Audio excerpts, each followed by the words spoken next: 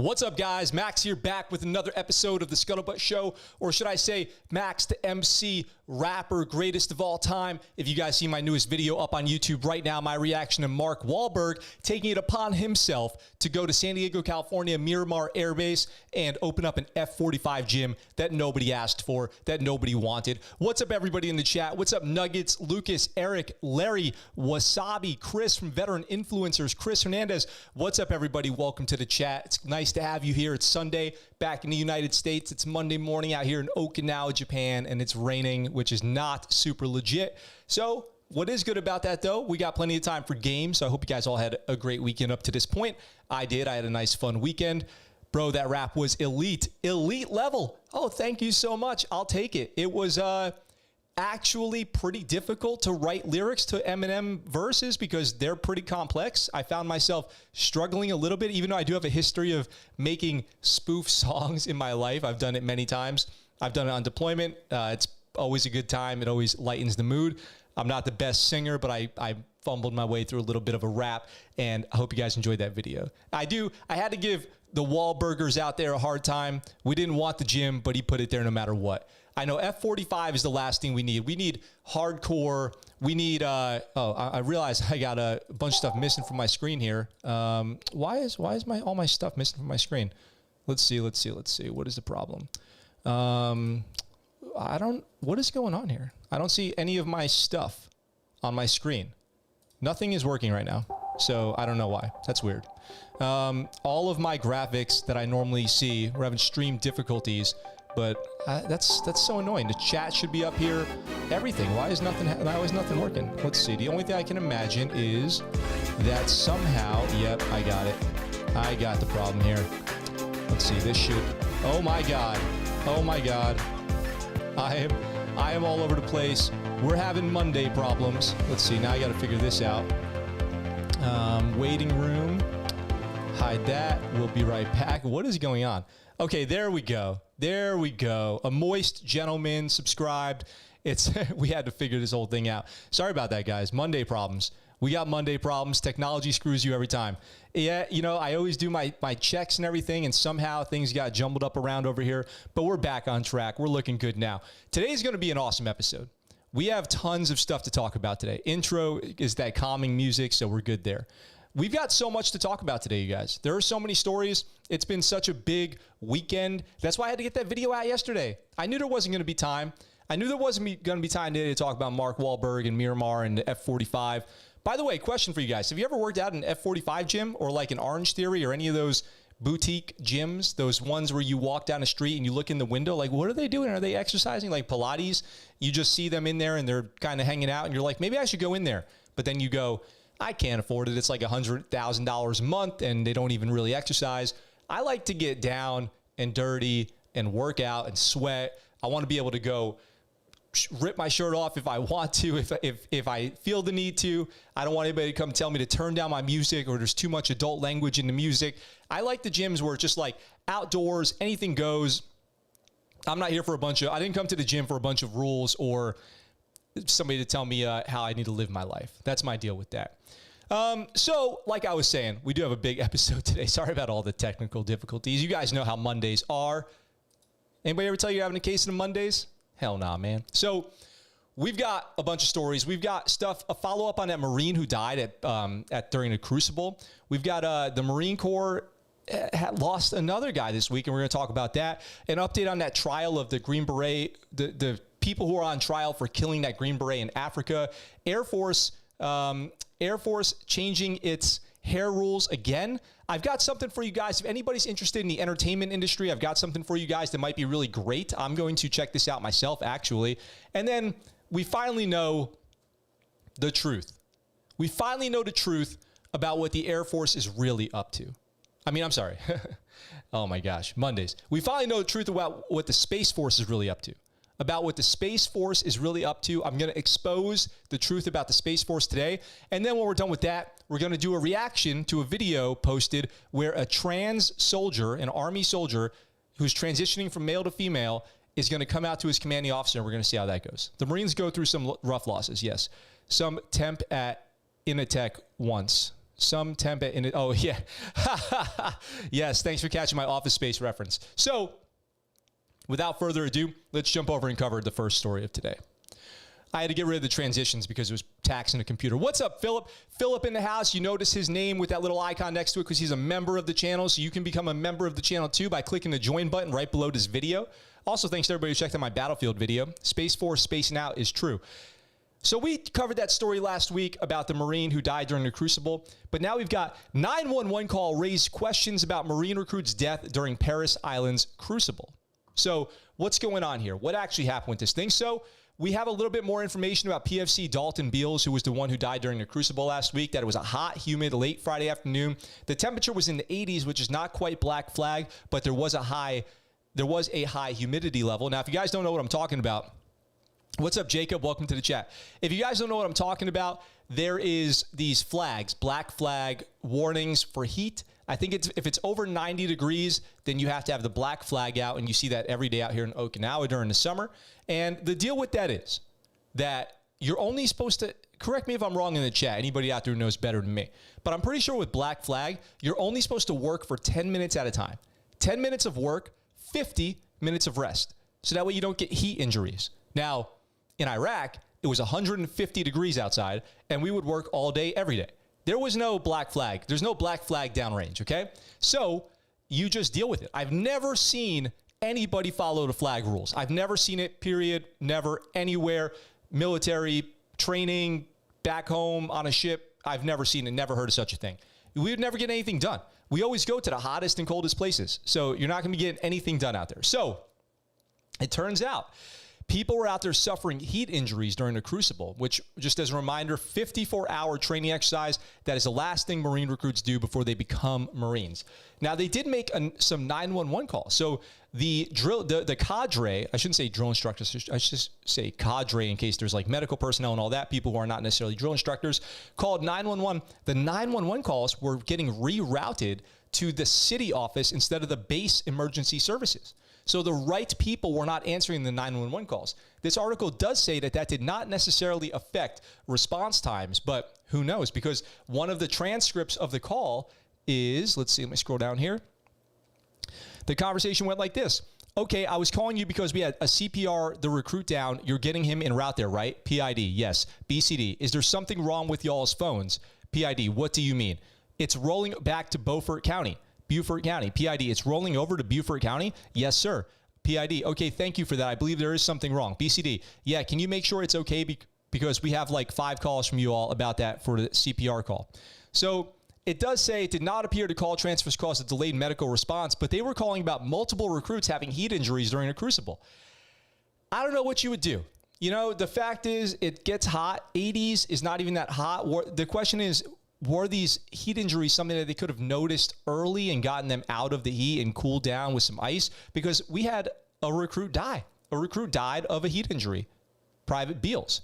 So McDonald here says, our hearts go out to them, Beals family, and the new Marines that trained with him. Because Dalton's, battle buddies, they're going to go on. They're going to go become Marines, and they're going to go to MOS school. They're going to go to infantry, School of Infantry. They're going to go on. They got their Eagle, Globe, and Anchor, and they're going to go serve as Marines. But Dalton Beals passed away, unfortunately. And there was another female out there who had a heat injury, and they were trying to cool her off, and they had to call 911 for her as well. So apparently she's doing okay. But yes, there were multiple heat injuries out there during this Crucible.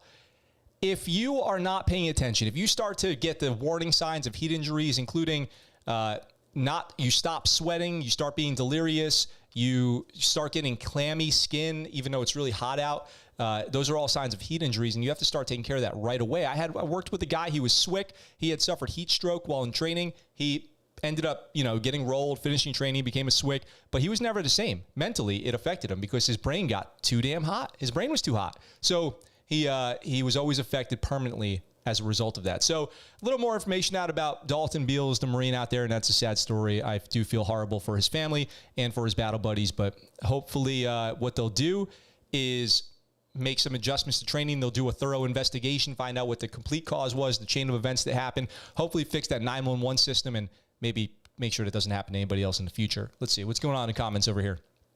Nuggets prefers his home gym. Some Yeah, some Tempe Initech. The Marines going through some rough losses. Hey, everyone. Philip, Space Force spacing out. Philip is here. Yes. Join and support. Philip says, thank you very much. WBGT, wet bulb, globe temperature to DOD will force people to obey the cold weather ones if it gets bad enough, though. I've been in Afghanistan where it's freezing cold. You can go out there and get frostbite. It all depends on where you're at, right? You're not going to follow heat and cold guidelines if you're getting attacked or something like that, right? So it all depends.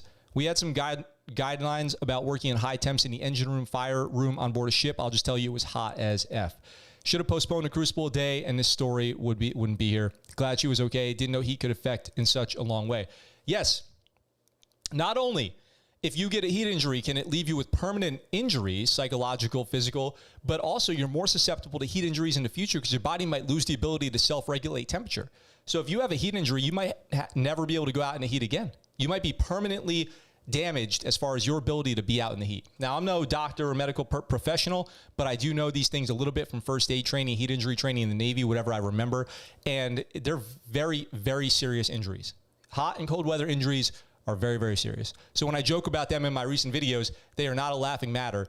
And we're out there. I mean, I'll tell you the truth, though.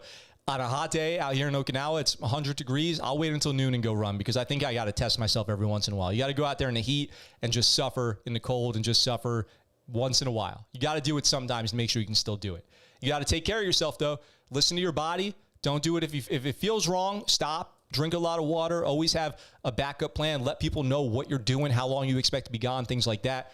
And just like if you're going on a hike or something like that, and take care of yourself. We've got a tragedy. We've got a tragedy out here in Okinawa. Unfortunately, I have to report that Marine Corps working dog trainer dies after being swept out to sea off Okinawa.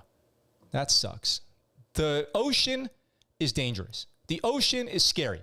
The ocean is deadly, and it's powerful, and it's humbling. I just want you guys to all keep that in mind, okay? So we've got the body of a Marine who went missing June 5th while swimming off Okinawa has been recovered and identified, U.S. and Japanese officials said Friday. Corporal Eric John Nis de Jesus, 24 years old, Mountain Lake, Minnesota, was a military working dog trainer, a Marine Corps Pacific Installations, according to First Lieutenant Ashley Farrow, who told Stars and Stripes in an email. De Jesus, assigned to Camp Kinzer, which is just south of where I'm at in Okinawa, went missing while swimming with colleagues near a reef, according to a spokesman for the Japanese Coast Guard in Naha, which is the big city out here in Okinawa down south. The Marine had been swept out to sea by a large wave. The Coast Guard was called out about the incident at 4:45 p.m. that day, used helicopters and patrol boats to search until around noon on June 7th.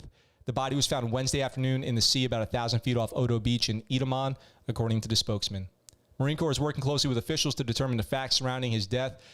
Our thoughts and prayers go out to the family. He had a bachelor's degree in animal science from the University of Minnesota, was recently selected for the enlisted commissioning program the Marine Corps announced in April. He was slated to attend officer candidate school later this year and aspired to be a combat arms officer. That's horrible. That's horrible. He was incredibly loved, and we have felt it from each of you. His mother, Jessica Blom, wrote on social media, according to a Thursday report by CBS. God has blessed us with a community that knows exactly how to lift up and support each other. That's so sad. I thought I was going to drown out here in Okinawa once, to be completely honest. I was trapped in some waves. I had my mask and snorkel ripped off while diving. I think I told you guys this story before. And I thought I was going to die. I was like, I'm going to be the next person who drowns out here in Okinawa. That's what I thought. So it was really super scary. And I feel horrible reading that. It's a very real thing. So if you guys are going out in the ocean, make sure you practice ocean safety. Don't be afraid to take a flotation device. It doesn't make you a coward or weak or anything like that. Just take care of yourself. Though you can go out there, the ocean can look calm. It can turn on you in a second. You can get caught in a rip current or a wave or something like that, and it happens that fast. And then by the time you realize you're in trouble, it's too late. Nugget says rip currents are no joke, and waves, keep that in mind. OCS, again, ocean, no joke. Yeah, it is really bad. It's tough. That sucks. So fair winds and following seas. Justin, I've been in the ocean once and I thought I was going to die. Justin, by the way, if you guys weren't here for Friday's show, Justin won on a totally separate note. Justin won the Yoga Sleep Node raffle on Friday's show. So he's going to be getting that this summer. Congratulations, Justin. That's a big prize. That's a $400 prize. And to everybody who might be watching who won t-shirts, congratulations to you guys too. And thank you for watching that episode. And if you guys want more information, you can go to the Exist Tribe website. It's if you go back and find that episode, the link is on there. And I think it's existtribe.com anyway, if you guys want to go there. And as a reminder, Johnny Walker, codename Johnny Walker, that book is out there. And as a last reminder, hey, take a second to check out Patreon or become a member of this channel. Support, if you're in here every day, 5 days a week, 5 to 8 hours a week, 30, 40 hours a month with me, consider joining as a member or on Patreon. If you join as an elite patron, you got a free t-shirt on your second month. If you join as a member, you get that special icon next to your name. You get your text highlighted for me and all that. So check all that stuff out. If you want to buy some merch, ScuttleButtShow.com for all your Scuttlebutt merch, like the shirt that I'm wearing right now, the super legit t-shirt, the desk mat, the mouse pad, all that stuff. So check it out. Now, a story I've been covering for years, almost since the beginning of the ScuttleButt Show. I've been covering a story. And I'm going to continue covering it until it's completely resolved, because there's been twists and turns. And if you guys have been watching a while, you've heard all of that from me. But let's jump over here and talk about this trial for the Marine Raider.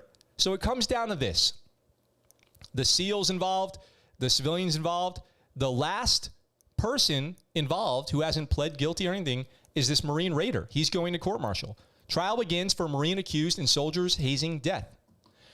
We've got a military prosecutor tell it. U.S. Marine Mario Madera Rodriguez was tasked with smashing open the bedroom door of a U.S. Army Green Beret with a sledgehammer and then turning on some music.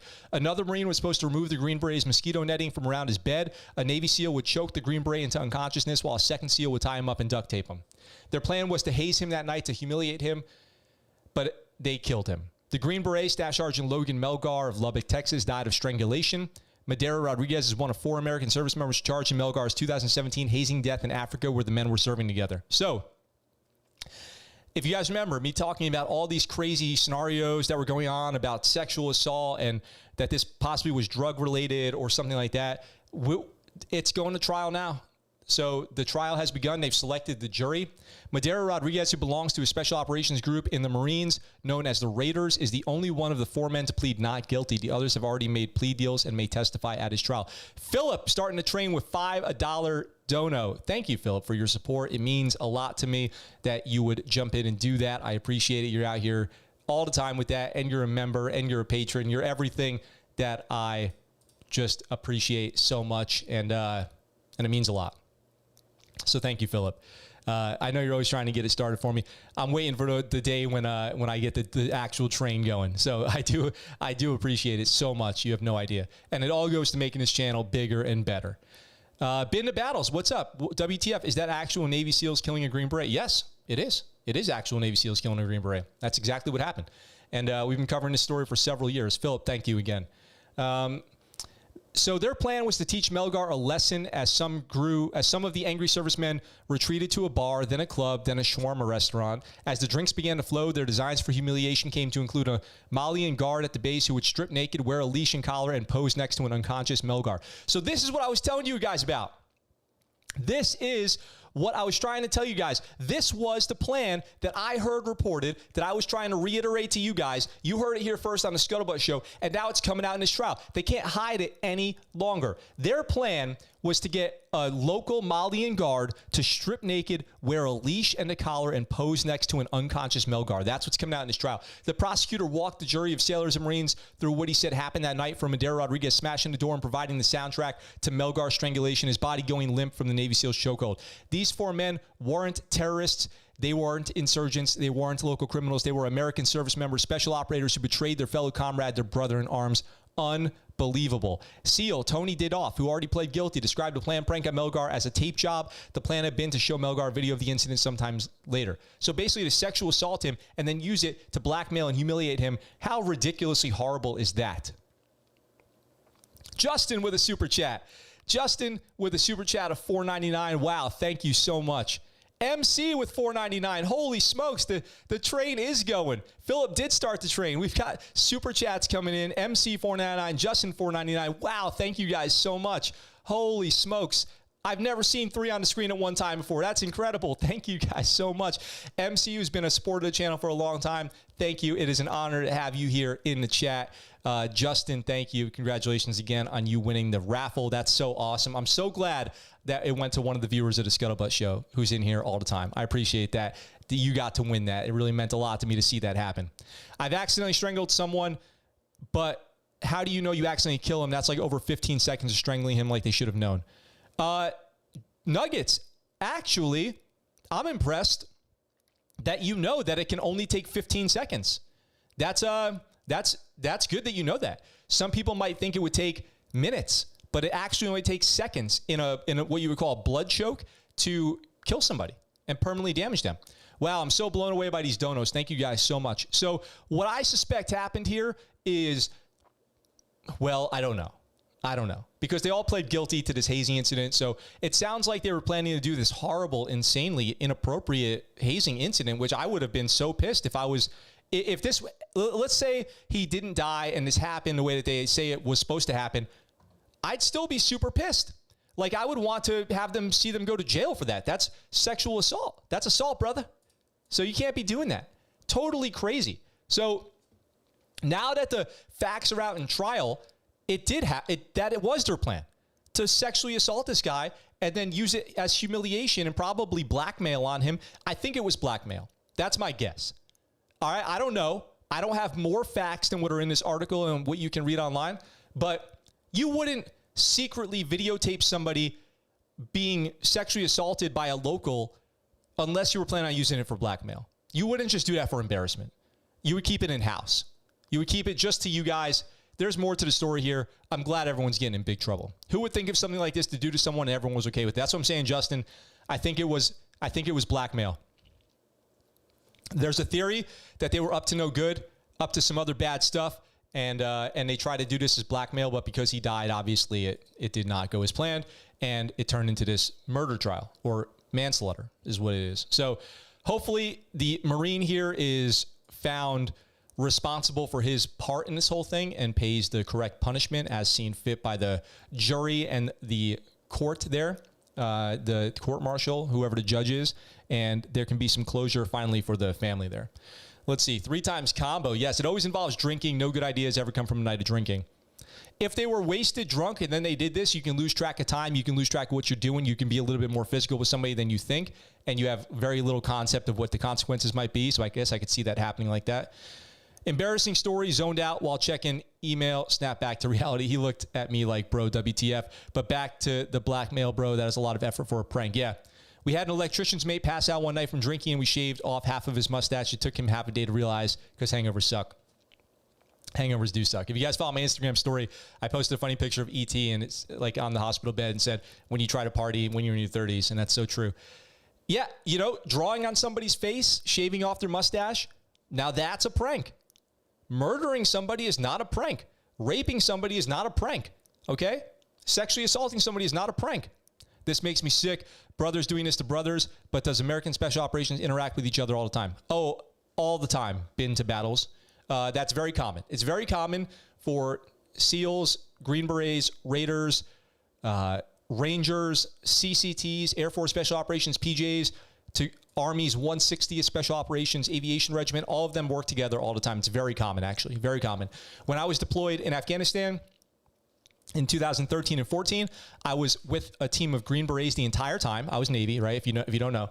I was with the Green Berets the entire time, and because there was a few Navy people out there, we had a SEAL come through, rotate, and go on a couple operations with us, and then he left. And it's very common, very common. And you can ask SEALs what they think of Green Berets, and Green Berets what they think of SEALs, and you get your own all your opinions. But they'll all have their opinions on each other. Want to see my great-great-grandfather's World War I moto pic? Yes, definitely. Instagram or email that to me at thescuttlebuttshow@gmail.com, and I would definitely check that out. We've got more news, and then we got a lot actually. Big day, big Monday. The Air Force, as you guys know, paving the way on uniform regulations right now. Paving the way. Long hair, don't care. Air Force adjusts new hair standards for women after feedback. You would think, off of reading this headline, maybe what they adjusted was stricter regulations. But no, looser regulations, actually. So it's already revising its new looser regulations governing how female airmen wear their hair after getting feedback from women in the field. So the original deal was they could wear their hair in up to 2 braids or a single ponytail as long as it did not exceed the width of their heads. And I was kind of like, how does the width of a ponytail exceeds your head. Like, I didn't even understand. But, and it couldn't go past the bottom of their shoulder blades. But they're like, never mind, it's all good. You can extend further if it's secured in a bun, braid, ponytail, or other similar hairstyle. Women's hair then will be allowed to extend a total width of 12 inches. That's like this. Like, what even kind of hairstyle is that? Women still must be able to properly wear hats or other headgear if their hair extends beyond the width of their heads. I don't even know what kind of hairstyle that is. I don't even have a good example. Like, it's not this. It's not in the picture here. If you're listening on a podcast, this is like a double braid ponytail type situation. Now, I will say, going through the gate, I've talked about this. There's been women with, their hair down in long ponytails as the gate guards, and it like catches, it gets me for a second. I'm like, what? My Navy senior enlisted instincts kick in, and I want to like freak out. But then I'm like, first of all, I'm not in the military. Second of all, it's all good. It's like great. And it's within regulation. It's just it's a culture shock. You get that culture shock feeling, and you have to like really check yourself for a second and go, oh, this is not a big deal. So whether we're talking about hair, uniforms, or forums for sharing ideas, an approach that embraces diversity and fosters an inclusive environment is critical to ensuring our talented, dedicated airmen stay with us on this journey.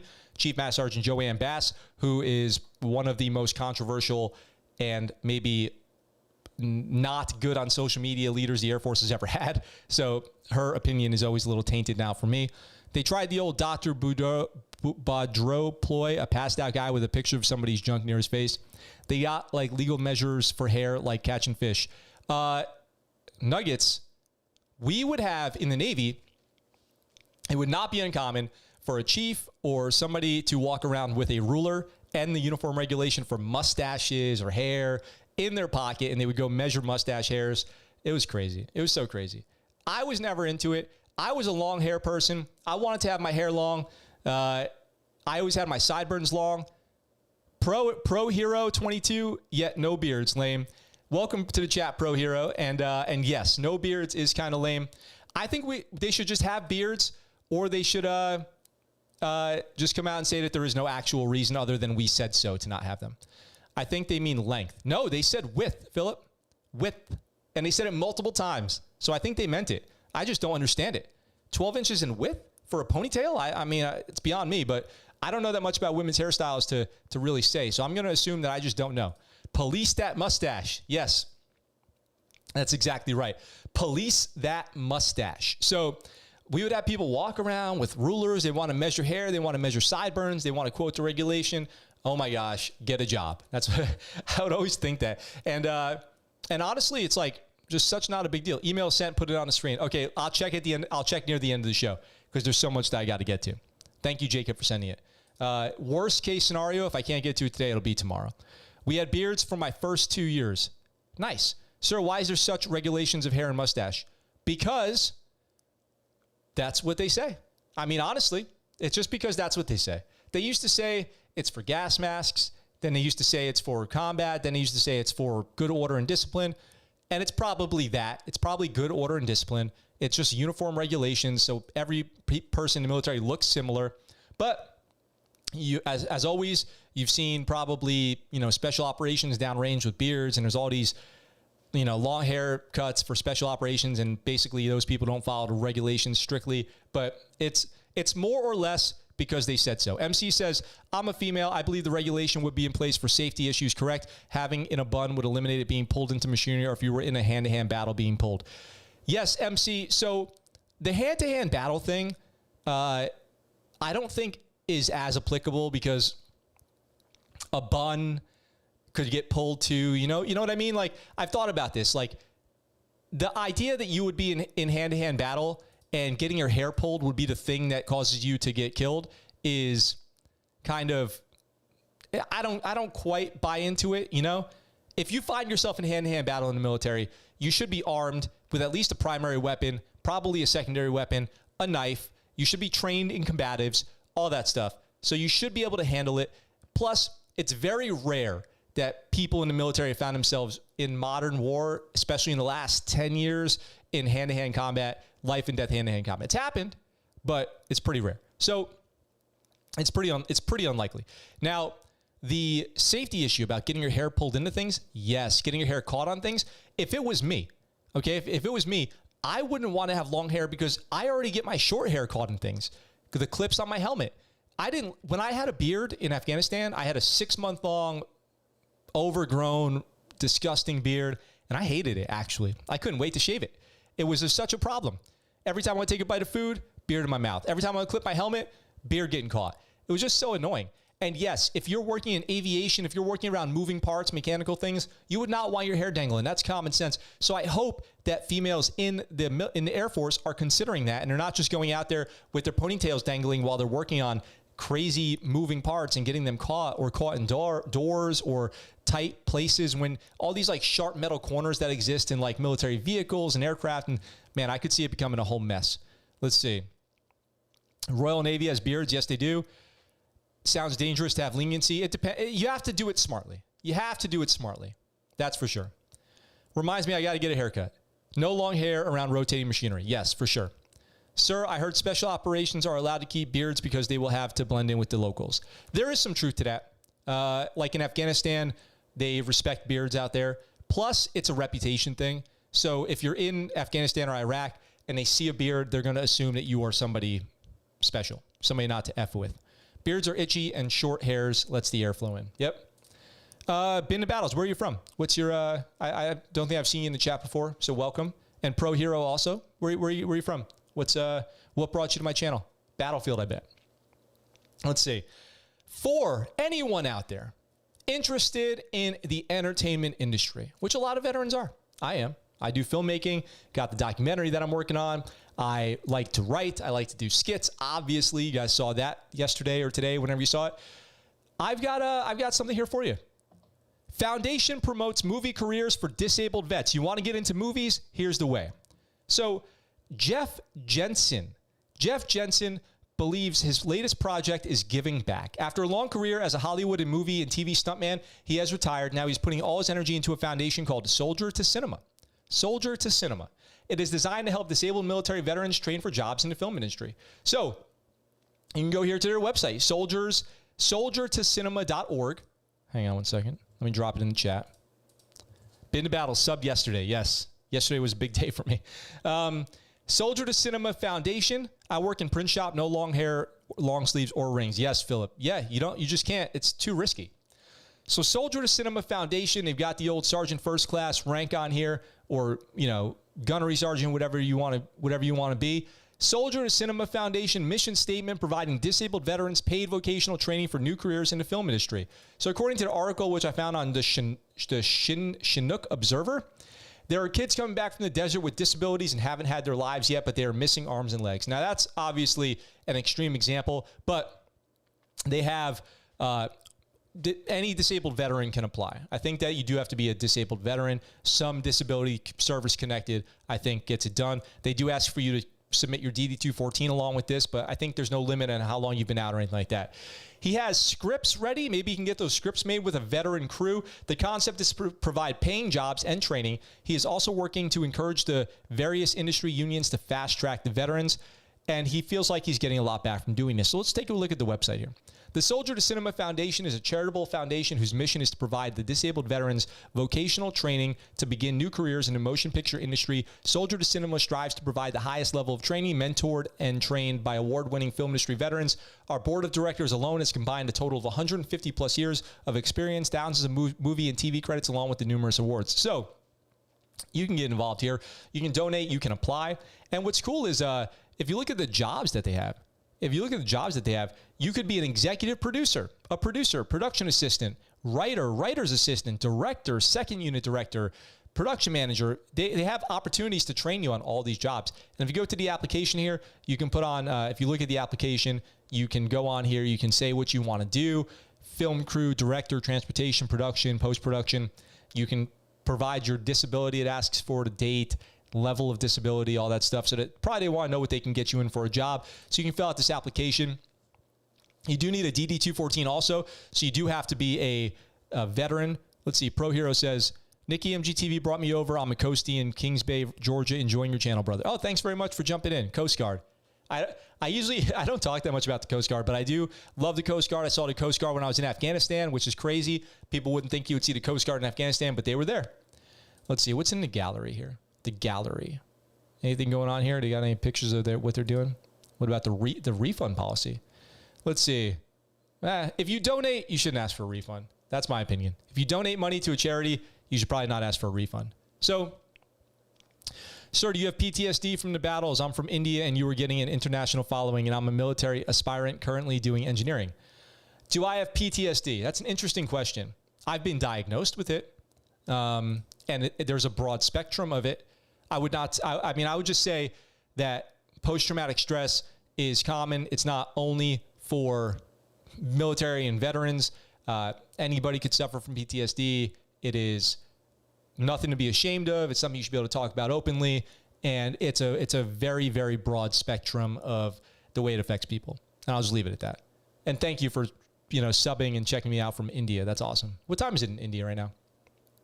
So, yeah, I mean, these are some old pics. It looks like these are from like the 90s or something. But I mean, I'm definitely interested. I might apply and just let them know, hey, I'm in Okinawa. I'm interested in getting involved somehow.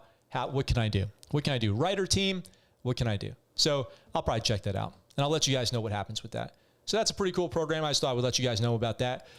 Let's see. Anything going on in chat here? How you guys doing out there? You hanging in there? Battlefield like Honey Badger. Battlefield like Honey Badger. Yes, Gamer with Guns. What's up? Welcome to the chat. So we've got I gave you guys the headline stories here. We haven't talked about either of them yet, but we're coming down to it. We are coming down to it. We've got the Space Force story. What is the Space Force really up to? What is the Space Force's true mission? How about this? Cocaine worth $1.2 million washes ashore at Florida Space Force Station, which is exactly what I would say, too, if I was a Space Force kid at the barracks that had to get rid of $1.2 million worth of cocaine. So, you ever wonder how the Space Force built multiple bases, put satellites in space, established a branch, established a boot camp, and established a whole new brand, like a whole new way that the military does business in a year?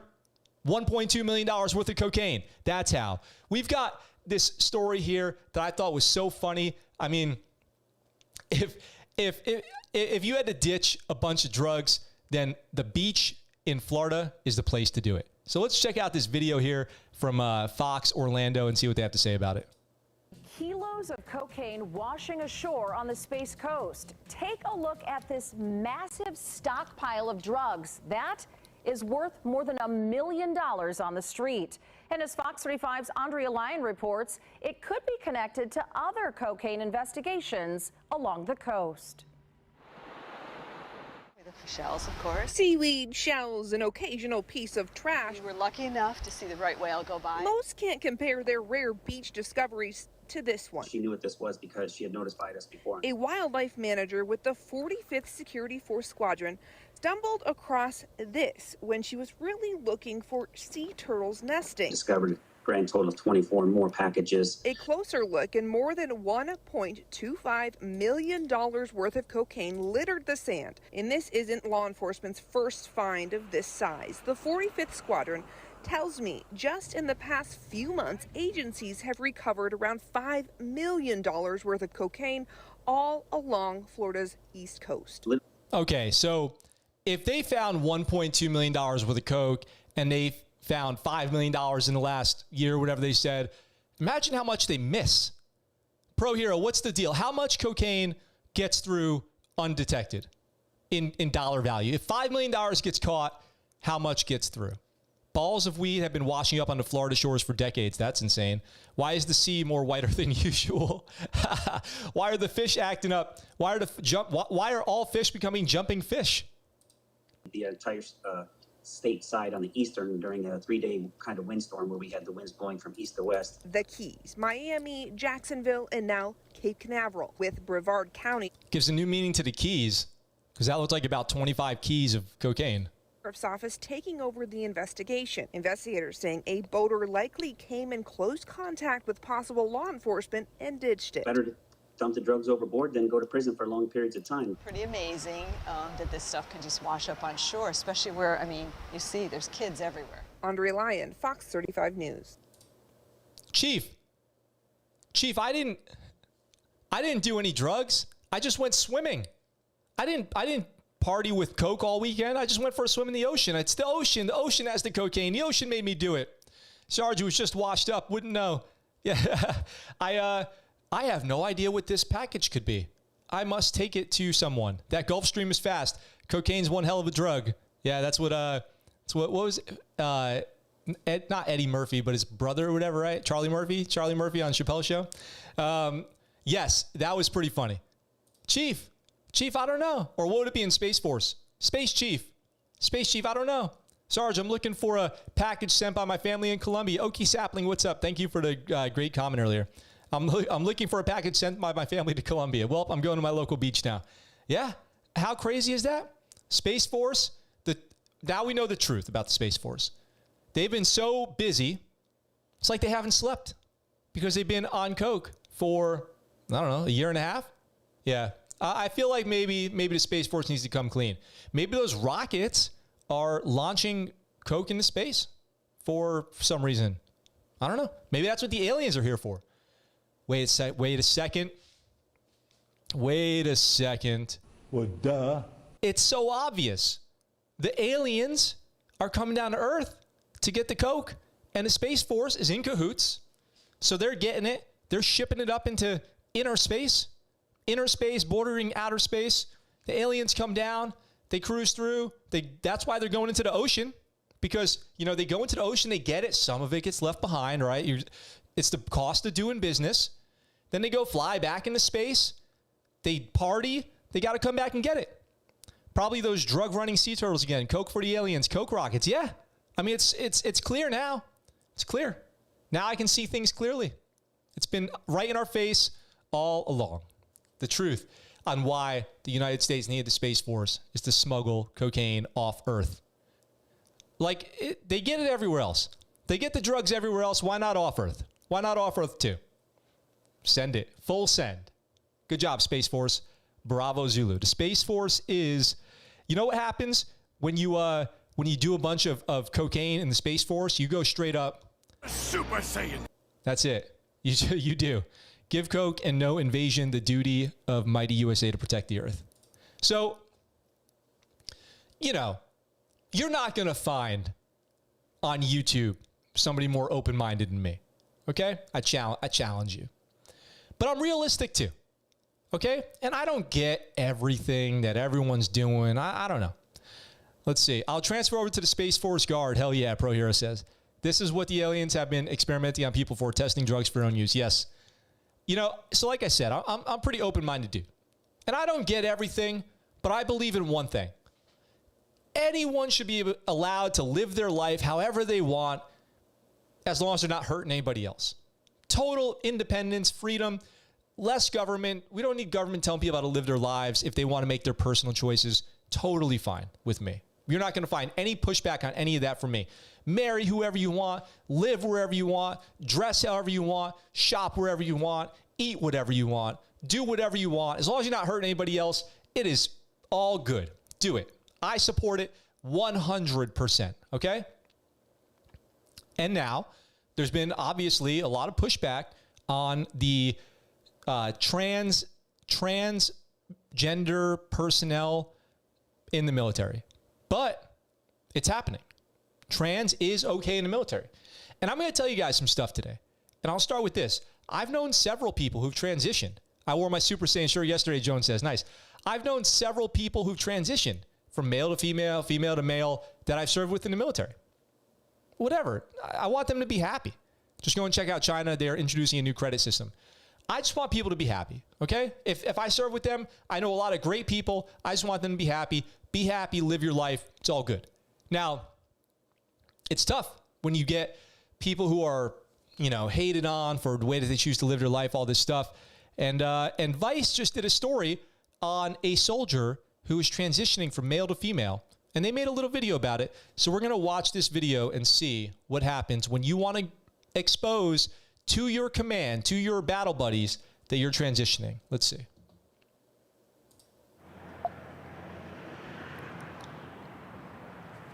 Lakewood, Washington. So this is our gentleman here, or ma'am. Geez, I actually don't even know what to So say. just donating a bunch of... So this is a transgender woman, which I know is something you have to think about, right? Because this appears to be a man. This is a transgender woman named Jessica Haught, who I believe will be referred to as her and she, right? As far as pronouns go. And she is going about her day, and she is going to be talking to her command, the military, about transition from male to female. Old clothes that, frankly, I'm not ever going to wear again. Just old jackets and polos that someone else can appreciate.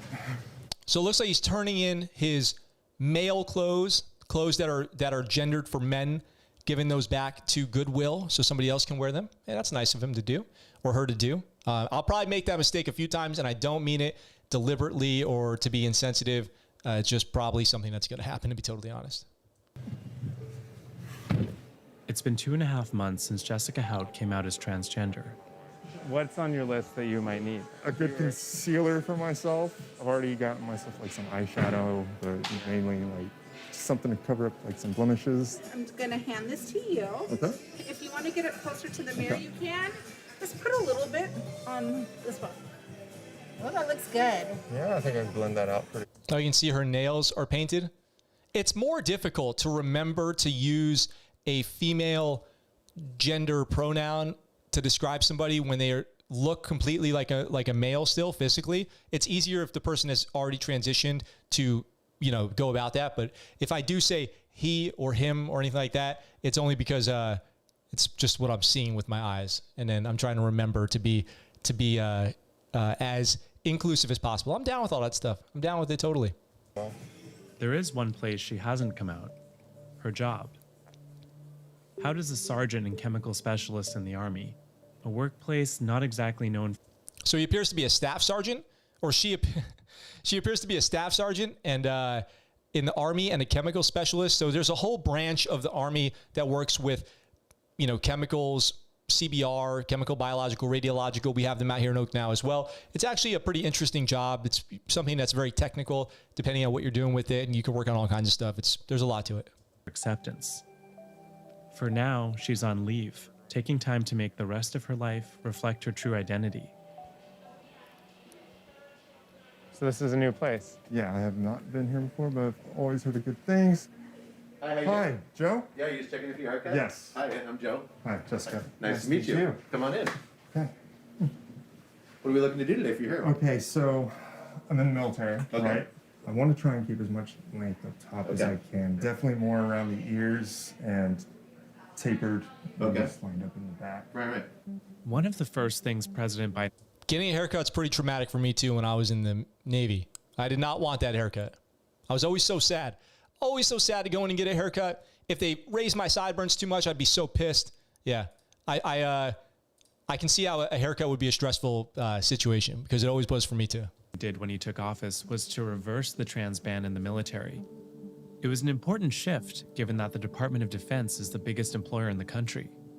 Haut's first step will be to officially come out to her commanding officer.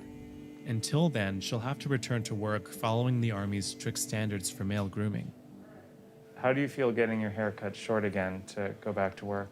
So they have to, she's going to have to still maintain male grooming standards. So no long hair, no nail polish, no long fingernails, still following, mustache rules, and which I doubt she'll have a mustache, but just as an example, all those male grooming standards will still apply to her now that she is confirming that she is transitioning.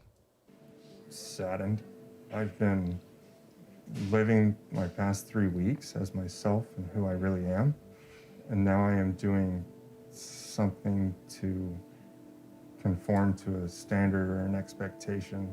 So it kind of feels in a way like I'm kind of giving something up that I had finally gotten a hold of for the first time in my life.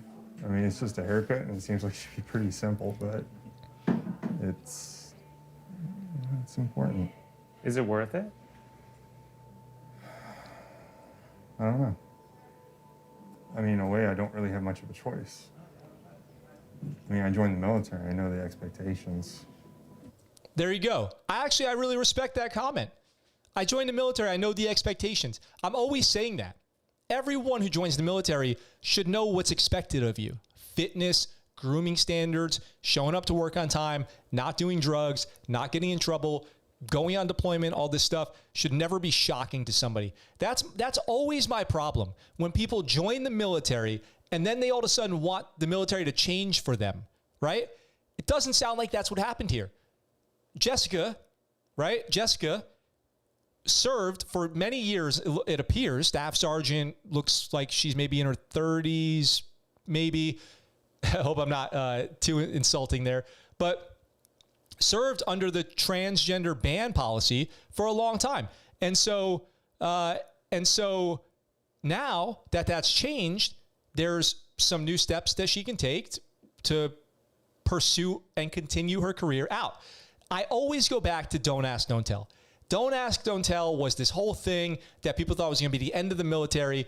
It was so horrible for so many people getting kicked out of the military. If somebody found out that they were gay or lesbian, they couldn't marry the people that they loved. They couldn't move their spouse, the person that they chose to live their life with, overseas or anything like that. So I thought that was horrible. So I always say with people who are against the transgender military policy, in 10 years, is this just going to be the next don't ask, don't tell where it really was not a big deal at all? That's what I think, is that it's really not a big deal at all. That's where I stand with it.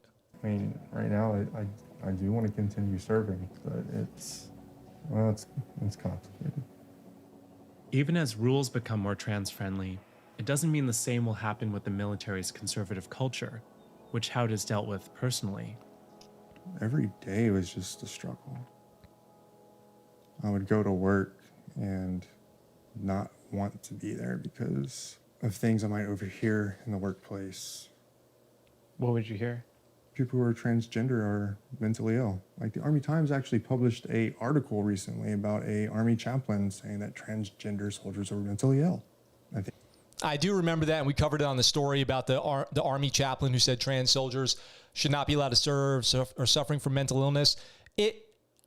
I don't know. I'm not a mental health professional, but I do, and this is what I've said on the show before, that removing removing transgender as barring someone from military service should not additionally remove diagnoses of depression and anxiety and make them okay too.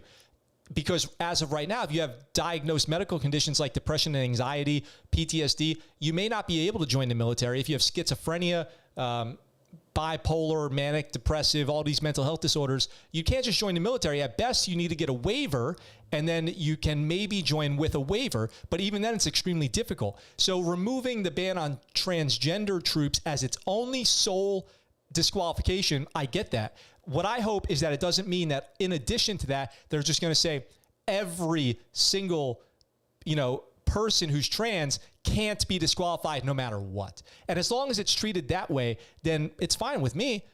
Obviously, because so many trans people have already been serving, but in the undercover, hiding it. There's been trans people serving in the military forever.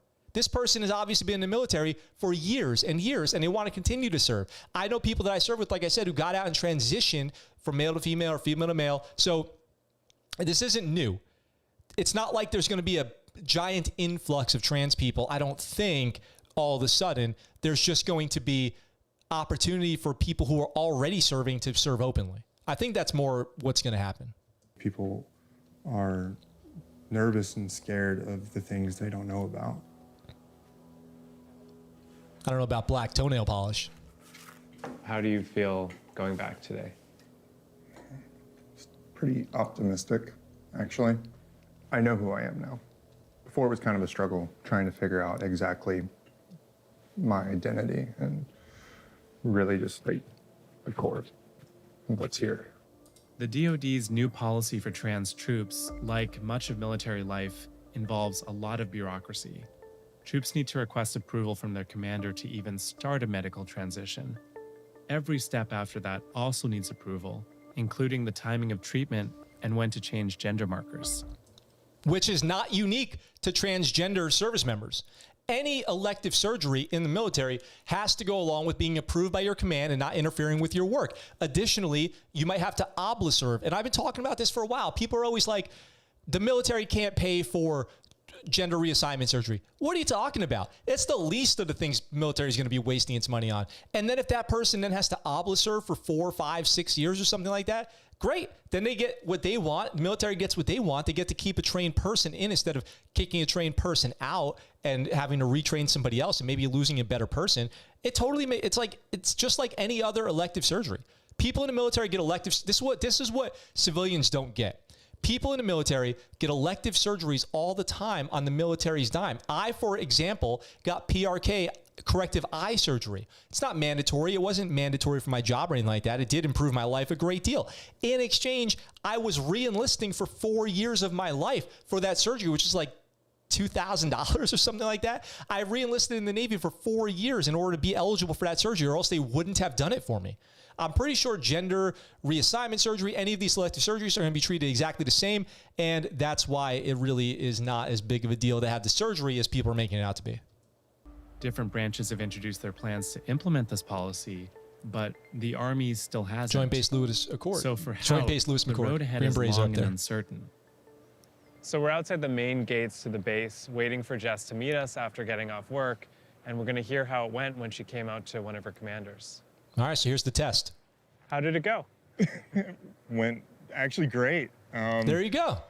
Walked by the office like 2 or 3 times before I decided to go in. You're just like back and forth. Yeah, just kind of back and forth, and then finally just was like, you know what, just get in and do it. And just walked in, just knocked on the door and just said, hey, ma'am, do you have a minute just to talk? And told her like, hey, you know, I've been kind of figuring stuff out for myself over the past few months, and went right to it and was like, hey, I'm transgender and I am going to transition. And at first I could tell, like, you know, it caught her off guard, like it's not what she was expecting. But as I talked about it, you could just see like the support just from her. I could just feel like this acceptance, and I could not have gone better. So what's next for your transition? So mostly just getting my medical treatment plan outlined, and following that, as of right now, putting in an exception to policy to allow me to start presenting myself at work as who I am. And I wish I could just go ahead and do it now. I wish I could just come into work and just be authentically myself and not feel like I need to wait for permission. I think the Army's taking the right steps. I think that's really what it is, right? This whole thing, to me, in my mind, isn't about opening the doors for 1 million trans service members to just appear at the recruiter's office and join the military. This is more about the people who are already serving, who are hiding their personalities, their real selves, the way that they choose to live their lives, who are otherwise honorable, good, talented service members, to just, you know, be out of the closet, so to speak, on trans issues, just like people were about gay issues 10 years ago, before we appealed Don't Ask, Don't Tell. So to me, this is not a huge problem. There's certainly, at this point, no reason to think that this is a threat to the military or the United States. I think we'll get there.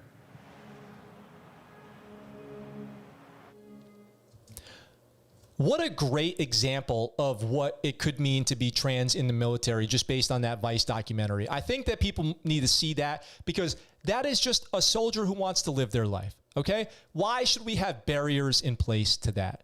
If he chooses to, or if she chooses to have these elective surgeries to transition, I am confident that they will come with a price tag of obla service, meaning that they will stay in longer, spending more time in the Army. And I think that there's no downside to that. Honestly, seriously. So what do you guys think? Should trans service members be allowed to serve, or should it be disqualifying? I'd love to hear your thoughts in the comments. So let me see what's going on here with the comments on the live stream. Let's see. By the way, thanks for hanging out and watching that with me, guys. That was, it's good. We retained all the viewers during that segment, so I appreciate that. Let's see. Asking females, what's your opinion on trans women in female quarters, showers that have not transitioned yet? Good question, Larry. I don't know how many females are in the chat on this show right now, but that's a great question. Got to be tough. Needs understanding. I think so too. It needs understanding and not judgment. If somebody's doing everything right, if they're a good soldier, there's plenty of horrible straight, you know, what is it, cisgender? I think cisgender is a word for just like you think you are the gender you were born. There's plenty of really bad cisgender soldiers. A cisgender Navy SEAL just killed a Green Beret, right? And that story we covered a while ago. It's not the end all be all on how we should be judging people. It's how they choose to live their personal lives. Let's see. In my day, gay lesbians was automatic discharge. Yeah, which I think is horrible, Larry, personally. I treat everybody based on person. That's what I do too, gamer. Oki says, I just think as long as you can do your job and do it right in any workplace, including the military, then you should be allowed to be who you wish to be in said workplace. Agreed. How will induction of LGBTQ affect the military? It won't. It won't, because LGBTQ plus whatever it is now have been serving in the military since the beginning of the United States. So, and to say that they haven't is just dishonest. Everybody knows that, right? To say anything else is just completely dishonest. It asks for unnecessary attention. Man, I feel for these guys. I hope they get help. And what do you mean by help? At one point, some people could only be cooks in the Navy. We need to move forward. Philip, that's a great point. That's a great point. When we look back in history, have we not learned that discrimination always ends badly? Basically, discriminating against anybody over time, it ends badly with a bad memory. It's a stain on the reputation. Battlefield takes everybody's tags. True. Battlefield does not discriminate. If someone comes out or whatever, I feel like my reaction will just be like, okay, cool, sure. Yeah. What's the CO going to say? You're fired? Well, actually, I bet there's guidance. I bet there's doctrine for the CO, right? There's always doctrine on what to do in these situations. So I'm sure that the CO has a pub, has had training, something on exactly what you're supposed to do. There's probably something you're supposed to do. There's probably paperwork. There's probably appointments. There's probably all kinds of things you're supposed to do. Let's see. You get what you put in. Totally true. You get out what you put in of anything. Okay, guys. So that was a fun episode. That was a big Monday out here for me in Okinawa. I appreciate you guys being here. We'll be gaming after this, probably squad. I'll go take care of my dog really quick. Take her for a walk if it's not pouring right now, which I don't know. I got blackout curtains, so I can't really see outside. So I've got to go take care of my dog. Maybe I'll grab a bite to eat, and I will be back, and we will be doing some squad gameplay, most likely squad. Expect to see squad. You'll see it in the thumbnail. I appreciate everyone who subbed. I want to give a shout out to the members of the channel who've been in the chat today. Philip, Gamer with Guns, El Rambo. Thank you guys for being here. I really appreciate it. I hope I didn't miss anybody. I don't think that I did who's in the chat today. As a reminder, you can become a member by clicking the join button beneath the video here. Let's see. Aaron says, Been to Battle says, bullets don't care whether the target is trans or cis. True. I have a question. Why must everything else in the United States be separated from gender, bathrooms, and sports, but all of a sudden that no longer applies for the military? Aaron, this is the thing. This is the stigma I'm trying to break. It's not all of a sudden. It's not all of a sudden. Trans people have been serving in the military always, for all of time. So this idea that it's all of a sudden happening is it's the wrong conversation to be having. It's not all of a sudden. It is always been that way, but people just haven't been able to do it in public. So what you'll see now is people more able to express themselves the same way the Air Force is letting people have long hair and people are saying about beards, and trans people want to live their lives as they see fit and still come to work and still follow the UCMJ and still do their job. With 95% of the military not being in combat MOSs, there's really very little distinction between male and female service members already. And then if people want to be trans or gay, there's really no difference there either. It's not going to change anything. Nothing's going to change. Nothing's going to change. I am confident when I say there's not going to be a ton of trans people all of a sudden trying to rush recruiters' offices and join the military. People have been serving who are trans forever. So I don't think that all of a sudden it's no longer applies for the military is the right question. It's not a bad question, but what I'm telling you is it's not all of a sudden. It's always been that way. So that's my answer to that. Let's see. Aaron Blaze, what's your opinion on trans women in female quarter showers that have not transitioned yet? Rambo's answer is politics. Yeah, politics is a big part of it too. So, okay, guys. With all that being said, thank you to everybody who joined. If you want to be a member, click the join button right below this video. If you want to become a patron, we've got multi-tier patrons that come with their own benefits. If you become an elite tier patron at patreon.com/the Show, linked in the description, you can get a free t-shirt on your second month to be an elite patron. With all that being said, I look forward to talking to you guys very soon in a few minutes over on Squad. That's the scuttlebutt. What you just said is one of the most insanely idiotic things I have ever heard. At no point in your rambling, incoherent response were you even close to anything that could be considered a rational thought. Everyone in this room is now dumber for having listened to it. I award you no points, and may God have mercy on your soul.